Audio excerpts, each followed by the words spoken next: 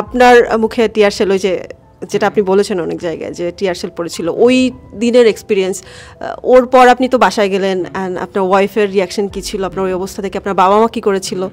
আমি ফার্স্টই বাসায় যাইনি, কারণ মুখটুক লাল হয়েছিল।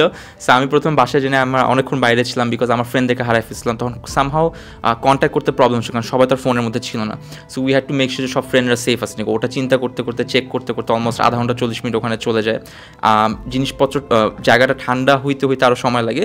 তো যখন আমরা বাসায় যাই, বাসায় যেয়ে আমার মনে আছে যে এখনও মানে আমার ফিলিংটা না ডিসক্রাইব করার পর এখনও মনে পড়ে না কেমন ডিসক্রাইব করবো, বাট খালি মনে আছে আমি সারাদিন কাঁদছি, সারা রাত কাঁদছি, পরের দিন কাঁদছি।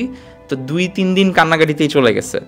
তো ওইটা বিকজ হচ্ছে কি, একটা ওই মোমেন্টটা তো আসলে কেউই না ইউটিউবার, কেউ তো সবাই একটা দেশের নাগরিক। তা আমার ওই মুহূর্তে যে চিন্তা হচ্ছে যে আমার জীবনটা, আমাদের জীবনটা কি এত ছোটো যে আমরা না কোনো টেরোরিস্ট, না আমরা কোনো ক্রিমিনাল, এইভাবে কেন ট্রিট করতেছে। তো ওই জিটটা প্রচুর পরিমাণে ক্ষোভে, রাগে, কষ্টে হচ্ছিল আর কি। সো ওই এক্সপিরিয়েন্সটা আমাদের সবার ক্ষেত্রেই সেম, শুধু আমার একা না। যারা ইন্টারভিউ দেখতেছে, যারা ওখানে ছিল, তারা সবাই একই ফিল করতেছে, ওরা কানেক্ট করতে পারবে যে ফিলিংটা কীরকম। এটা আসলে ভাষা দিয়ে প্রকাশ করার মতো না।